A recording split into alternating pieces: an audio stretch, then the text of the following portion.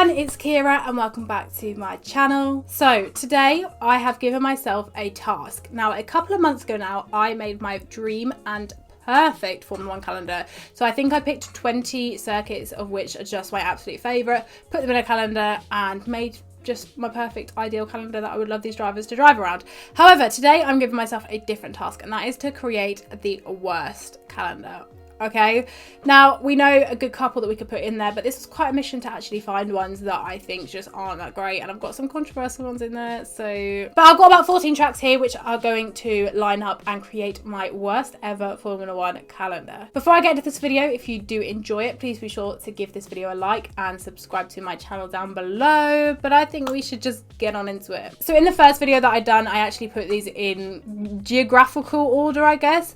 With this, because it's a worst calendar, we're just going anywhere, to be honest with you, because it's a worst calendar, so you're just going to fly wherever you feel like it. First up, we are going to none other than Sochi.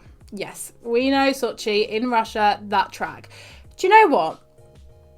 It's boring. It is boring and it doesn't create too much drama. I feel like in F2 it's a little bit better, but everything's better in a feeder series, really, isn't it?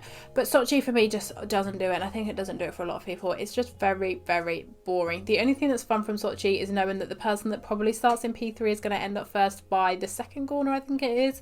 But other than that, it just doesn't do anything. It's in the middle of nowhere. I think they've got a better track in St. Petersburg, I think it is, which I think is actually going to take over from next year. I'm pretty sure this is the last time we go from Sochi. Was that something that came out?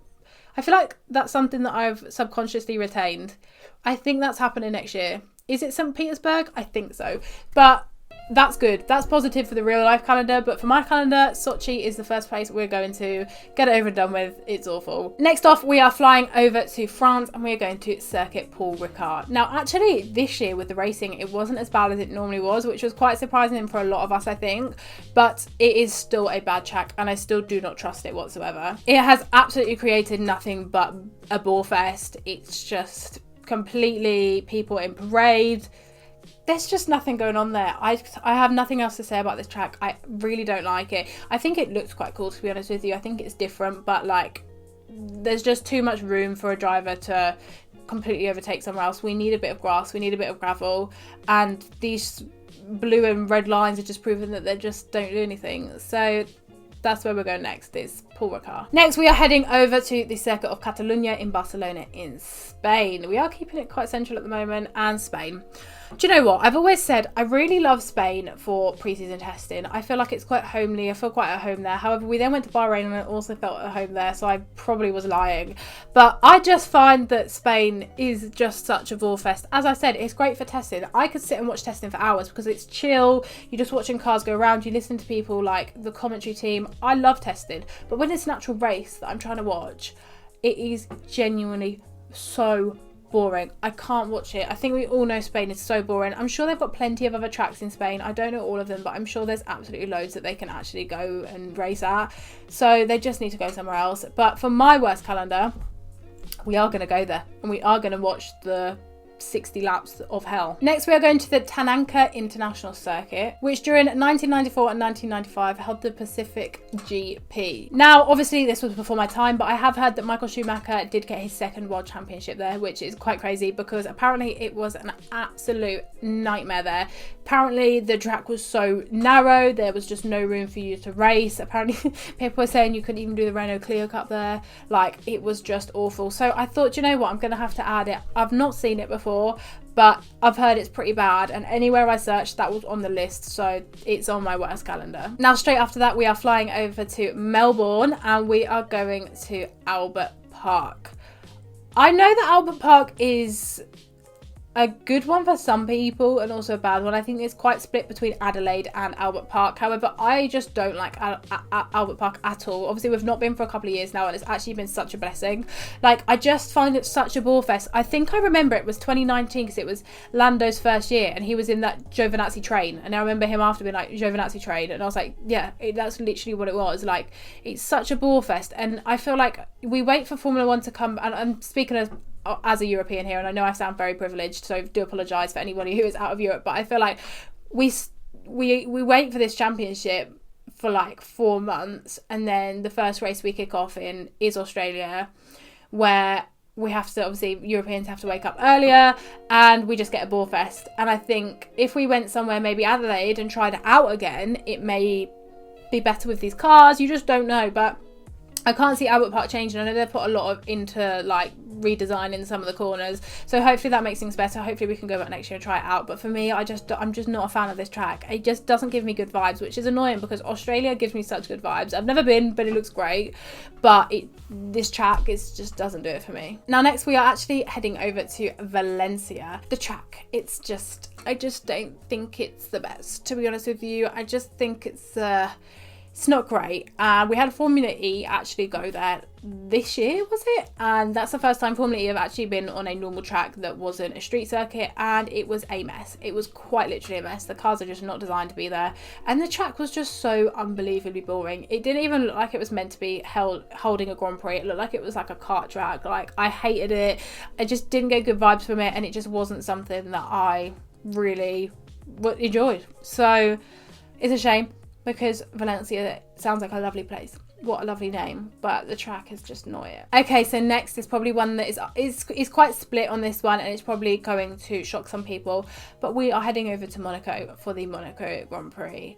Monaco, I know it's got the glitz, I know it's got the glamour, I know it's got everything in between. Okay, I know it looks like a festival, but a posh festival. But the race itself is unbelievably boring. Like, I would absolutely go to Monaco for the parties, but I just don't think I'll be that interested in the Grand Prix. The only thing that's fun about Monaco is when there is a pile-up at Rascasse. Like, that's literally it. Not a pile-up, but like traffic. You know, when someone spins someone and nobody can get past? That's the only thing that's actually that interesting there. I just don't vibe with Monaco that much. I do love the Monaco weekend, and I love the practice sessions and the qualifying. It's actually quite weird. And I love the feeder series we get there. We had Formula Regional there, and that was an absolute mess this year.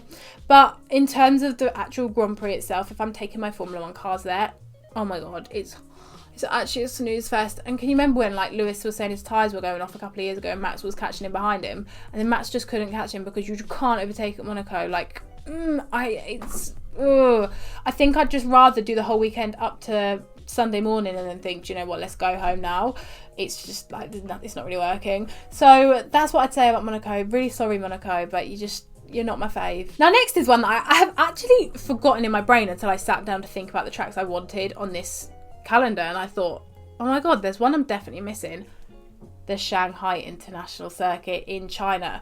My God, China literally got erased from my brain. The past 2 years of COVID have just literally wiped my brain of anywhere we even went before this time. Like, I remember China, but at the same time, I just forgot about it. And this is absolutely going to my worst list because I hate the track. I hate it. It's so boring. I just can remember some snooze fests like a good 5 years ago now. Like, I can't deal with the track. I really, really, really don't like it. I think it was one year when it was Daniel Ricciardo that won. I want to say it was like, I don't know what year that was, 2017 maybe? 2016? Oh, no, I can't really remember. But I think the rest of the race was just boring. And I remember races around that, and it was just such a boring time to be alive. So I'm going to put China on this. Obviously, I know they've got great fans there, and I know that, Lewis loves it for a start. But I can't deal with that track. Like, it's unbelievably boring, and I reckon if we got Formula 1 racing there last year or this year, it would have been even worse. Next, we're going over to America for Caesar's Palace. I think I said that right. I've heard about this. I think everyone's heard about this place. It just sounds like a massive car parking. I think it actually was on was it on a car parking lot, or was it like a car parking lot? I just heard this as absolute chaos, and I've heard that they've actually built over where the track was. Maybe they built a car park over the track. Can't really remember, but either way, I just think this track sounded like a nightmare. Like, I don't see anybody saying this is a good place. Like, everybody I've heard has just said that this was a nightmare. This was unsafe, actually. Like, people were like, you shouldn't have been racing here. But obviously back in the day, they'd done what they wanted, and people were nuts in motorsport. But for me, if I was to think of one in the USA that would be bad, it would be that one, because I think Watkin Glen is okay. I think Long Beach is amazing, and obviously Cota's not too bad either. So Caesar's Palace, it's a no. Next, we're going to Berlin in AVUS. Okay, and again, this is one that I have not actually seen before, but I've heard that it's awful. Apparently, this track only consists of 2 straights and 2 corners. So I mean, you can draw that one yourself. I think maybe this would have been better for a car that's just absolutely speeding all the way around. But in terms of an actual Grand Prix, like what are you really there for? What are you really going to get out of that? Like, even if you go to Indianapolis, there's the Indianapolis road course that you can do. So I don't understand why this was just 2 corners, 2 straights. And apparently it was shortened after World War II as well. So it makes it even worse. So this place for me sounds absolutely awful. I would not like to take myself there. I would not like to take my cars there. But for this calendar, we're going. Our penultimate round of this championship is Jeddah in Saudi Arabia. I don't think I need to explain this one too much. You know what? I'm being what's the word? Presumptuous? Is that a word? I'm making my decision a little bit early about this track, but it doesn't look the best. It's literally by the sea. Like one more move and you're in the sea. Like, it's like Monaco. And for me, it's just, I don't really know if this is going to do what it needs to do. Obviously, it's a brand new track, so it's not like they can make the excuse of, well, it was already here. Like, they have designed this track, and we are going there.